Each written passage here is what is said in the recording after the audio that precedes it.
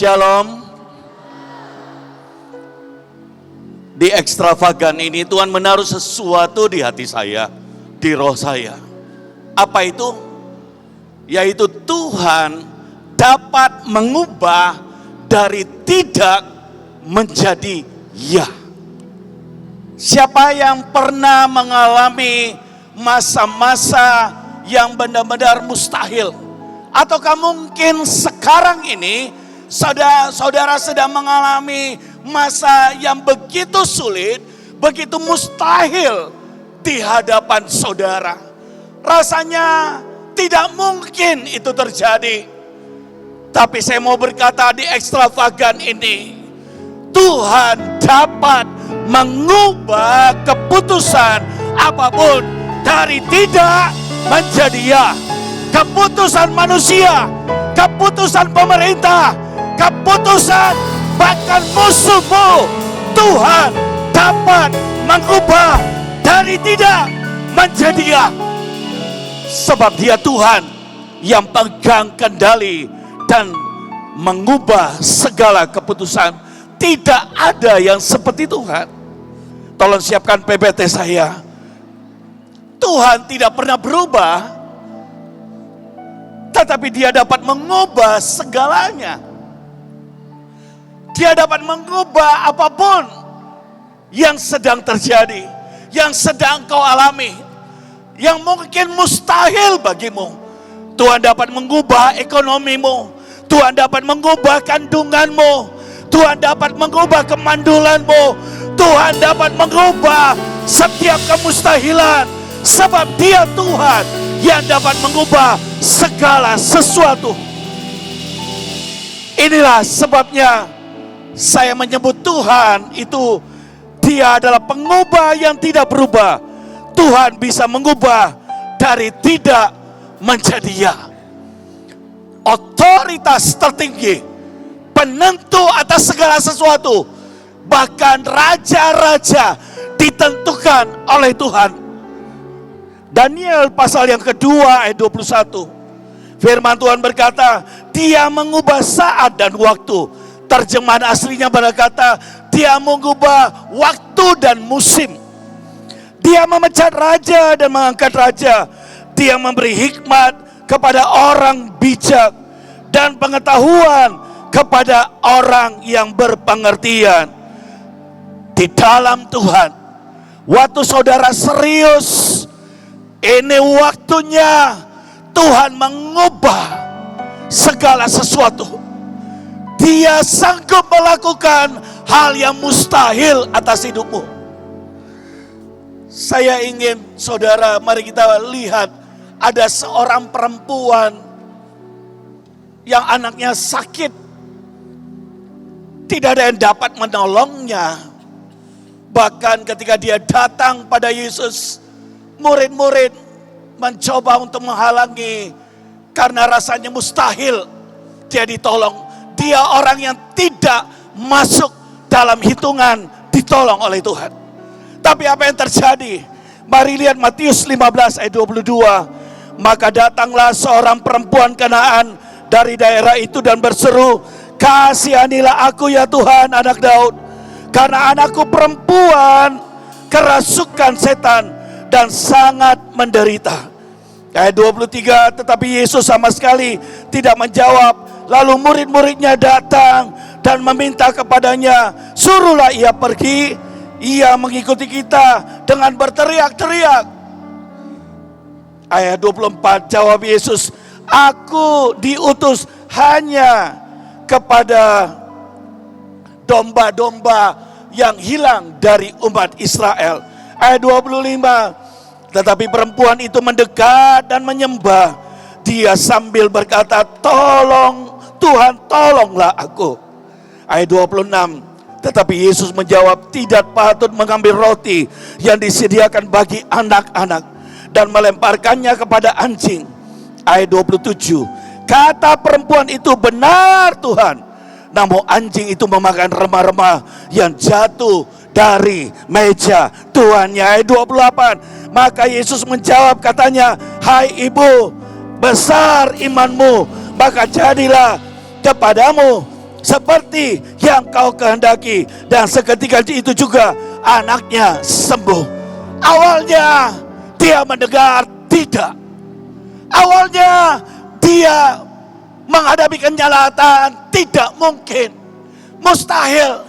Tapi dia Tuhan, waktu saudara gigih, waktu saudara sungguh-sungguh percaya, waktu saudara tidak menyerah untuk percaya kepada Tuhan, maka dia Tuhan yang bisa mengubah waktu dan musim. Dia Tuhan yang bisa mengubah setiap keadaan anak-anaknya. Bahkan dia bisa melakukan mujizat yang belum pernah dia lakukan. Sebab dia Tuhan pembuat mujizat bagi saudara dan saya. Saya berdoa, jangan pernah menyerah. Saya berdoa, Tuhan mengaruniakan hari ini di ekstravagan.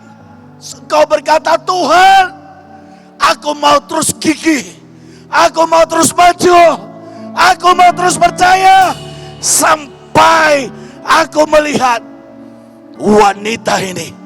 Tuhan berkata, aku tidak pernah melihat iman sebesar itu. Dan saya berdoa, engkau punya iman yang tidak pernah menyerah. Dan Tuhan berkata, hari ini aku melihat imanmu dan mujizat Tuhan terjadi.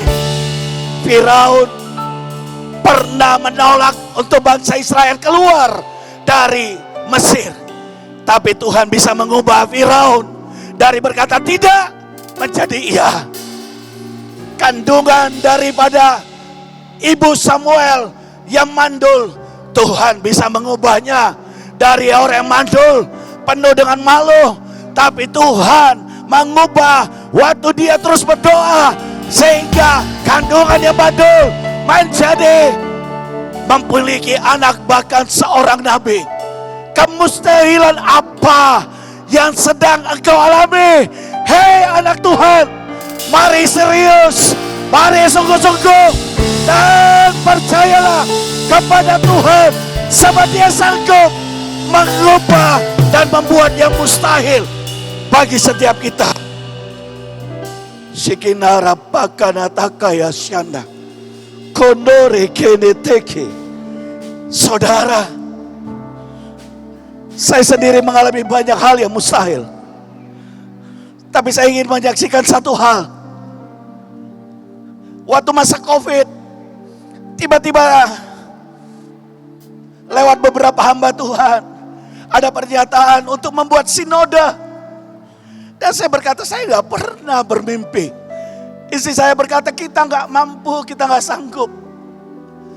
Tapi karena Tuhan, kami hanya belajar untuk taat. Karena saya melihat ada banyak orang-orang di kota, desa-desa, orang-orang yang pergerakan, mereka membutuhkan hal itu. Bahkan di pulau-pulau ada banyak yang terpencil, mereka membutuhkan hal itu.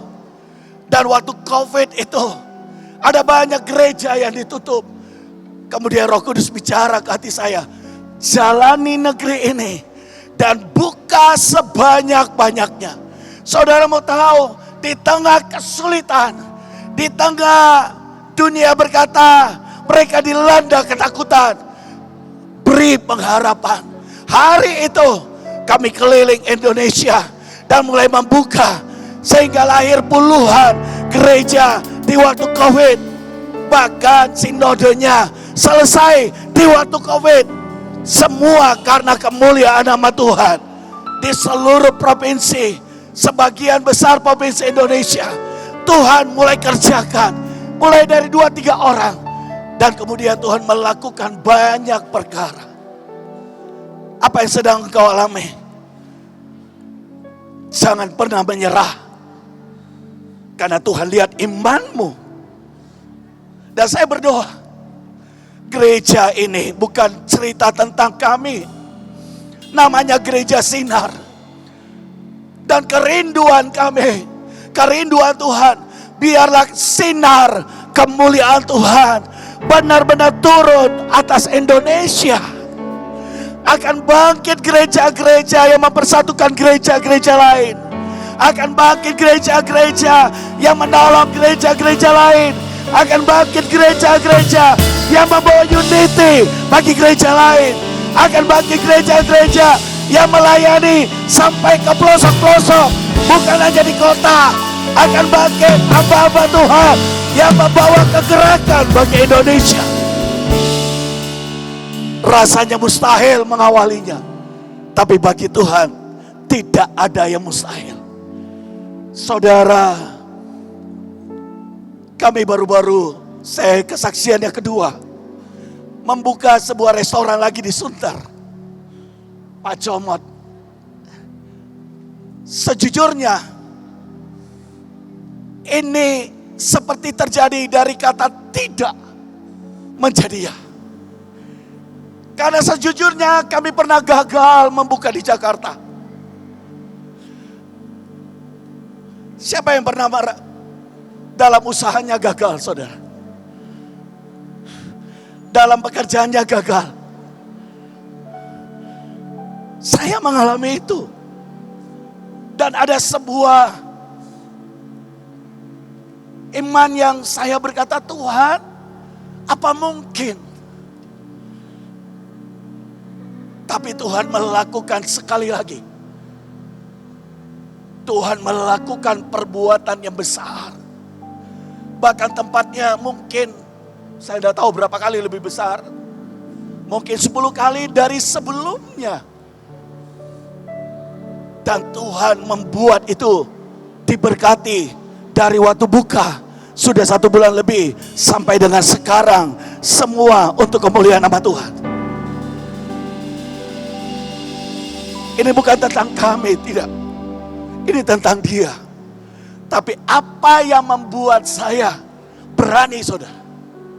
Satu kali istri saya kirim di grup, dia masak ayam bersama Ivan anak saya. Bercucuran keringat, panas. Ibu Ruth mungkin masih ingat.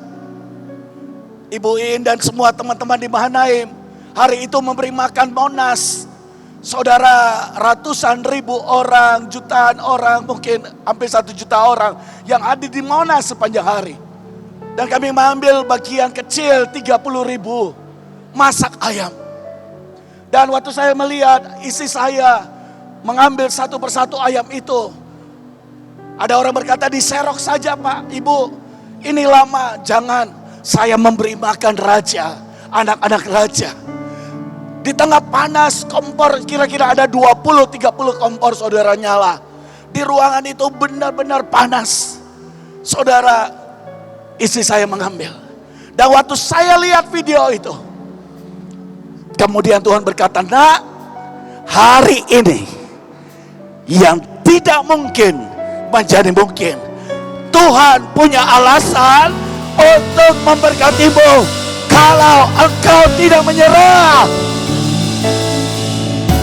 Saudara tahu, setiap hari hampir 1.500-2.000 orang yang makan. Dari buka sampai tutup penuh meledak. Orang antri setengah jam, 1 jam, dan mereka tetap antri.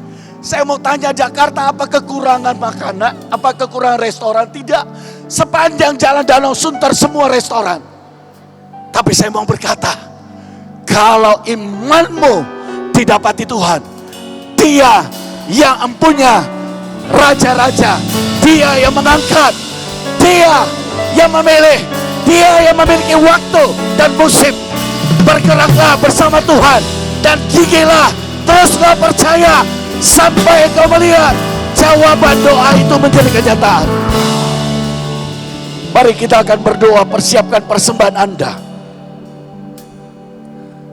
Dan saya berdoa, ketika engkau mempersembahkan, tanya Tuhan, berapa yang saudara akan persembahkan. Dan biarlah Tuhan mendapati iman, ketaatan ketika memberi persembahan. Rahasia Abraham diberkati Karena dia selalu dimanapun membangun mezbah, membawa korban. Di setiap tempat yang dia datangi, dia selalu membawa korban. Inilah bedanya Abraham dengan orang lain. Kalau orang lain memberi persembahan, mikir seadanya, sekedarnya. Tapi Abraham itu beda. Sehingga Tuhan berkata apa? Sepanjang hidupnya Tuhan memberkati Abraham dalam segala hal. Bukan hanya keuangan, tapi keluarganya diberkati, kesehatannya diberkati, segala hal Abraham diberkati. Mari angkat persembahanmu. Bapa, di dalam nama Yesus, ini benih ketaatan kami. Ini benih persembahan. Kami belajar Tuhan untuk memberi. Bahkan beberapa kami mungkin memberi dari keterbatasan, tapi Kau melihat iman kami. Kalau saudara ingin berlutut, mari berlutut sambil membawa persembahanmu. Seperti wanita ini menaruh persembahan.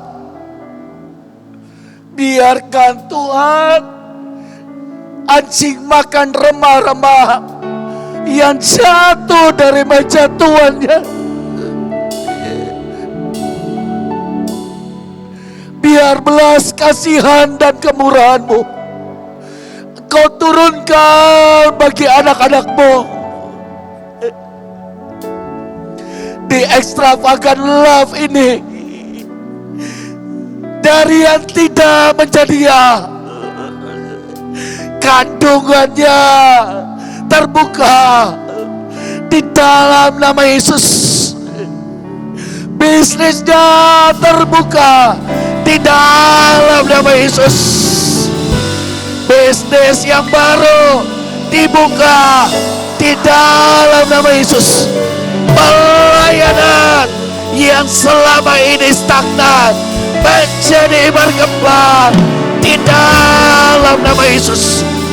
Pekerjaannya, karirnya Tuhan Kau angkat di dalam nama Yesus.